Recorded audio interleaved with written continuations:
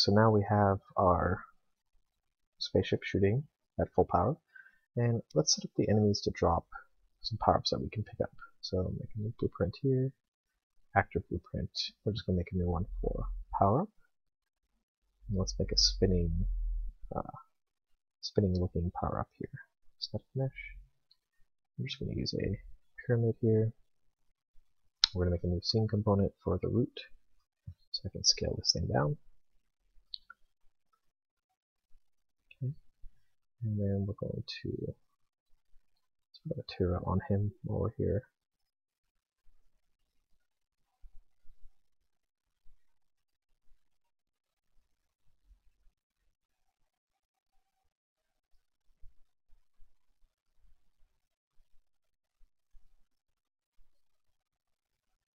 Do the pulsing material.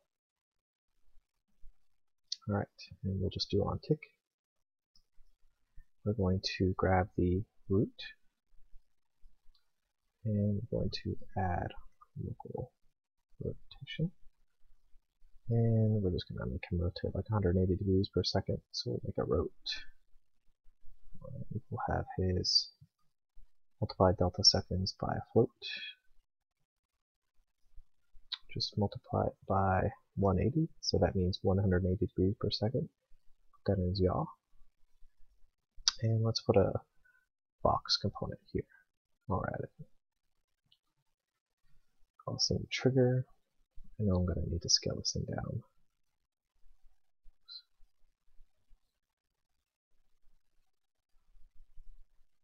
Okay. And we can move the trigger up here.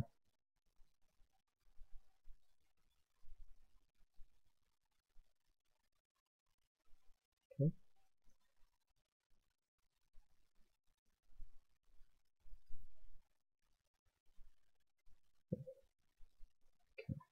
That's better.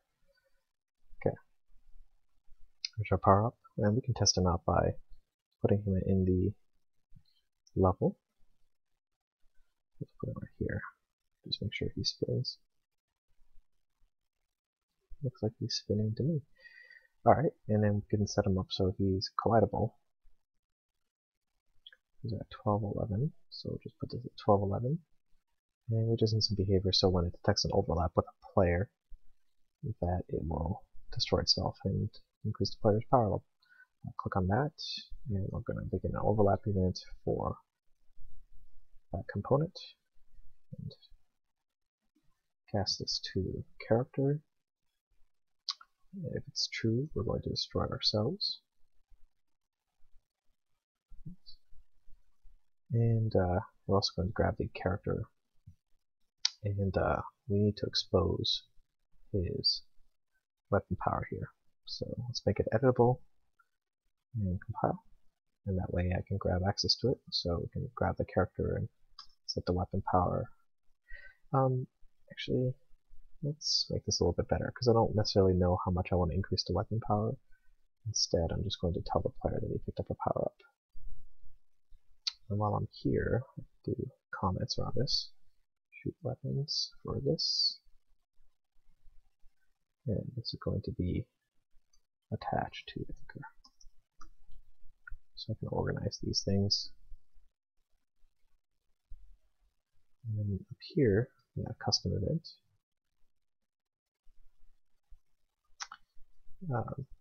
Touched power up. Okay, compile. And then on the character, all we have to do is call touched power up. And the character will take care of leveling up his weapon power. So we'll just bump up the weapon power by 1. Just going to add 1 to this guy. Actually, we can add 2. That way you get to fire 2 extra guns every time. That's it.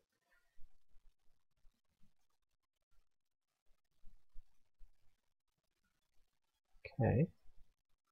Let's test this guy out. Oh, let's also make sure that I start off at level 1.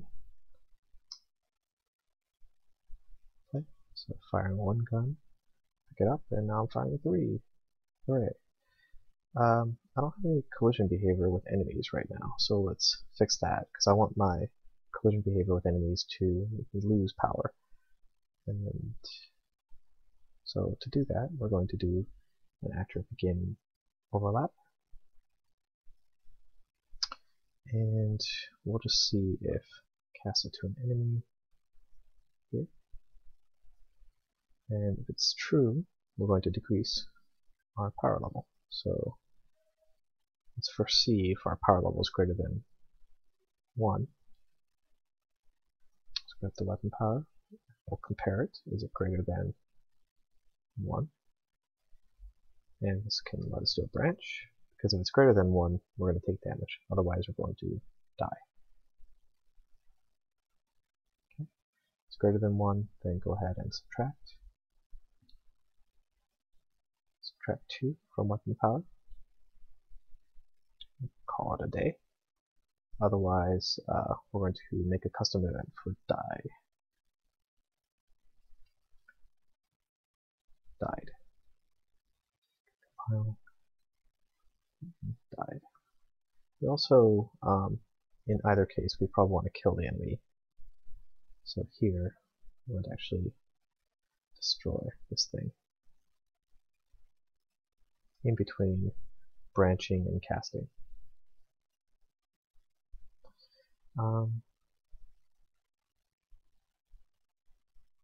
It's better not to destroy him. Let's actually do a little bit better. We can just actually tell him that cause him to take damage. I think there's already something to have him take damage. Yeah, let's just have him take damage instead, because maybe some enemies can take multiple hits when you run into them. Take damage. We'll just say like 200. And then what's nice is you can actually have this thing be 200 times your weapon level, or maybe some amount times your weapon level instead. Why not? So we'll take the weapon power here, and we're just going to multiply a float by a float. Maybe an int by an int, or int by a float. So we'll take the weapon power here, and we'll multiply weapon power by, say, 100. So for every weapon power you have, you'll do that much damage to them. Alright, this is going to be collided with enemy, and we can also set up the death behavior.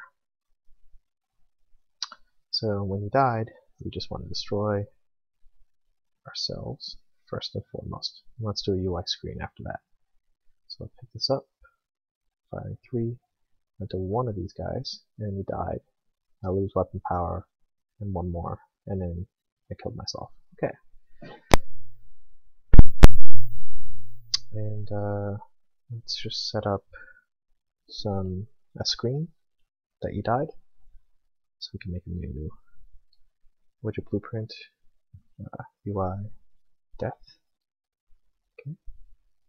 And we'll just have a big text widget that says you died. Let's scale this thing up. Make this thing about 600 by 400. 400. Get the text centered, and we're going to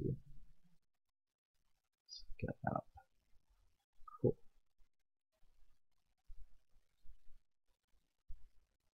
Okay, I'm going to anchor that thing to the middle, and we can just show that when you die. So grab a wire, create a widget.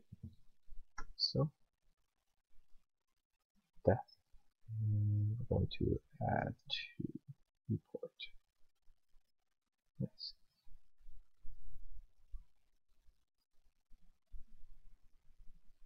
Okay, and let's just have it restart the level automatically after 2 seconds. For delay,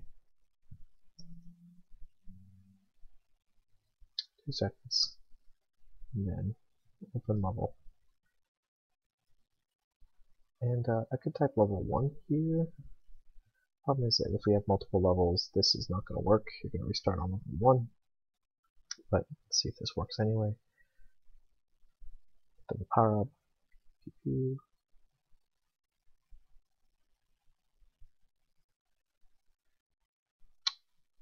Looks looks like I didn't, because we're killing ourselves here, this thing is actually not going to run. So we'll have to move this into the UI. So let's go to the UI screen and do event construct, and we'll just paste in what we had before, like so, and we'll play.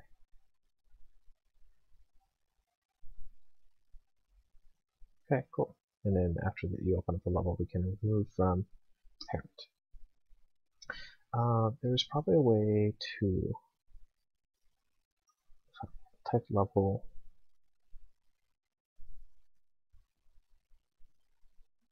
try to see if there's a way to get the current level name. Looks like we'll have to do something special if we actually load a level to keep track of what level we're on and pass it in here instead. But we won't worry about that for now. Alright, and so that takes care of the death screen. Now the last thing we want is, instead of putting one of these power-ups in a level, we're going to actually just have an enemy randomly create them. And it's super easy. So first let's delete the power-up that's in the level. Go to the enemy, and there is already behavior here for this whole thing is taking damage. And on destroy actor, right after that, we can actually just have a branch. And the branch is just going to be a comparison between a float and a float. We'll just have it say 0.8, which will mean 20% of the time, and we'll get a random float for the first input. And if that is true, that means that we should spawn a power-up. So I'll type spawn actor from class, and then there should be a power-up here. Cool. And transform is going to be get the actor transform. And that's it. So now when I kill enemies, there's a chance that they'll actually spawn power-up. There's a 20% chance, that is. There's one, there's two.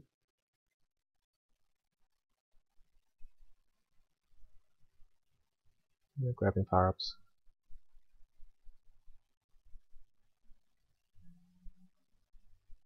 Now I'm fully powered up.